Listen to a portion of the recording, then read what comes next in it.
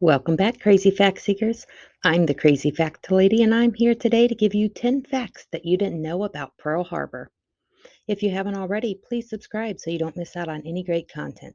I post a new video each week featuring 10 crazy, fun, or just plain weird facts about anything that strikes my fancy. People, places, things, you never know what I'll come up with next. But for today, it's all about Pearl Harbor. Let's get to it. Fact number one: 4 different warnings of the impending attack were ignored. The first warning came on Saturday, December 6th, a full day before the attack. A U.S. codebreaker had intercepted a message from the Japanese inquiring about ship movements and positions in Pearl Harbor. The cryptographer immediately took it to her supervisor, who said that he would look at it on Monday, December 8th, a full day after the attack. The second warning came in at 3:42 a.m. on the morning of the attack. The USS Condor reported having spotted a periscope from a submarine while patrolling the harbor. The USS Condor reported this to the commander of the USS Ward. After nothing was spotted, the commander went back to sleep while the USS Ward remained on alert. At around 6:30 a.m., another ship, the USS Antares, spotted the conning tower of a submarine. This time the USS Ward would fire 2 shots and several depth charges but never confirm if they had a hit. At 7:02 a.m., Joseph Lockhart and George Elliott spotted a large group of planes flying towards Pearl Harbor and reported it to the lieutenant in charge. As fate would have it that day, the lieutenant in charge was still in training and told the men that the group of planes was just a group of B-17s that were coming in. The group of B-17s and the Japanese bombers had very close flight paths, so it was accepted, and nothing more was done. Since the lieutenant was in training, he did not think to ask for more information, and the enlisted men did not argue. It turns out that the American B-17s were only a group of 12 planes, and the planes spotted on the radar clearly showed a group of more than 50 planes. But neither of these figures were mentioned in the call, so no warnings went out. While it is still the Japanese who instigated the attack on Pearl Harbor, technically it was America who fired the first shot and caused the first casualties. The Japanese had sent 5 mini-subs on a mission to sneak into the harbor, surface, and fire torpedoes at fleeing U.S. naval ships during the attack, then dive again and sneak back out of the harbor to meet at various rendezvous points. Each sub could hold 2 torpedoes and 2 crew members. One of the missed warnings came when the USS Antares had spotted a sub and the USS Ward fired 2 shots. It turns out that the USS Ward had hit the mini-sub and sunk it, thus firing the first shot and causing the first casualty. However, the sub would not be found until the year 2002 to confirm this. Of the 5 mini-subs that were sent that day, none of them completed their mission. The only sub to have made it into the harbor was sunk by a stray bomb, bullet, torpedo, no one really knows. Another sub washed ashore where the U.S. captured its remaining crew member and then put the submarine on tour throughout the U.S. to raise money for war bonds. A third submarine was spotted following a ship into the harbor and was sunk by the crew of the USS Ward. 2 other subs were found sunk, presumably by their crew since they had failed in their escape and did not want to be captured alive. One main mission of the subs was to rendezvous off the small and sparsely inhabited island of Niihau.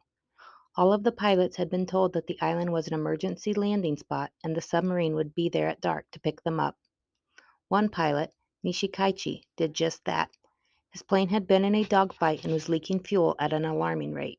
He crash landed on the island, which the Japanese had believed to be uninhabited, but it actually had around 200 residents. A native islander was the first to arrive at his plane crash and took Nishikaichi's papers and pistol. The islanders then took the pilot to their local beekeeper, who happened to be Japanese. The pilot told the beekeeper his story, and the beekeeper translated none of it and left. 2 more Japanese-speaking people were on the island, and the pilot told them as well, but they chose not to tell the rest of the islanders, so everyone on the island assumed he had just crash-landed and they knew nothing of Pearl Harbor. They treated him as a rescued guest and even threw him a luau. However, the next day the islanders heard about Pearl Harbor on the radio and immediately put the pilot on house arrest in the Japanese-speaking couple's home. Over the next couple of days, the pilot convinced the couple to help him. They stole his weapon back and a shotgun that was also on the island. They also helped him to burn his plane, destroying as much evidence as possible. Some of the islanders left to go get help from another island, including the one who had the pilot's documents. The pilot took a female hostage and demanded that his papers be returned to him. Stalling for time, the islanders pretended to be looking for the guy that had his papers, even though they knew he had left to get help. At one point, the husband of the hostage saw his chance and charged at the pilot. The pilot shot him 3 times, but it didn't stop the islander. He kept running at the pilot, picked him up, and threw him against a stone wall. His wife, who had been held hostage, leapt into action and crushed the pilot's skull with a rock. When the rest of the islanders returned with help, the pilot was dead. The remains of his plane were taken, and it is on exhibit in the Pearl Harbor Aviation Museum today. In all, 2,403 people were killed from the U.S. in the Pearl Harbor attack, including 68 civilians. Most of the service members who died were enlisted men as they lived on the ships, while officers lived in houses on land. Since the attacks started early in the morning, most of the officers were still in their houses. Surviving Pearl Harbor veterans can have their ashes spread in the harbor where their ship was when the attack happened. Or if they were serving on the USS Arizona, their ashes can be tucked under the gun turret if they choose. There is only one person's ashes entombed within the sunken ships who is not a veteran of the attack. Those belong to Nancy Wagner. Nancy Wagner was only 2 days old when she died. She was born as a preemie in the Philippines well before the attack. Her father, Chief Yeoman Albert Wagner, had her ashes with him on board the USS Utah.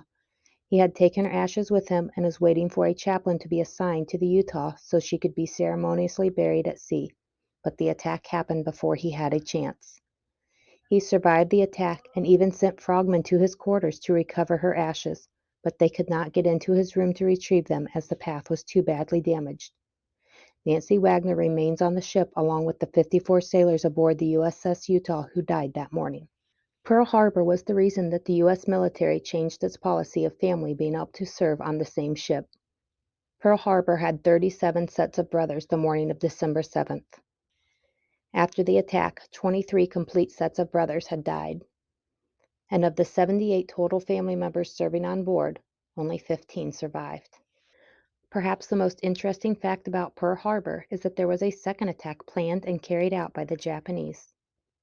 After realizing that they hadn't destroyed as much as they had needed, the Japanese planned a second attack utilizing only 4 planes.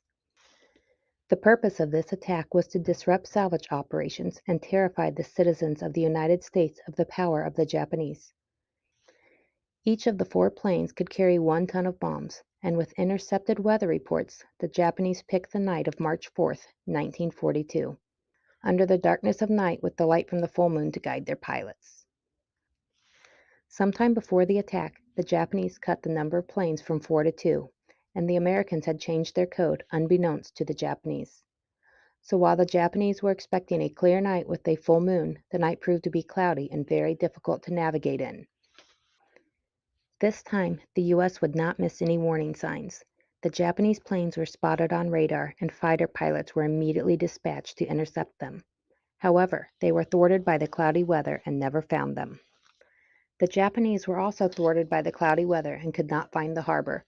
Instead, the pilots dropped their bombs over the wrong location. One pilot safely dropped his bombs into the ocean, and the other pilot dropped his on the side of a dormant volcano, causing a few windows to break in a nearby village. And there you have it. That's 10 things I bet you didn't know about Pearl Harbor. I hope you learned something new. Don't forget to like, subscribe, follow, share, anything to spread knowledge to your friends. After all, you never know when you might need this useless information.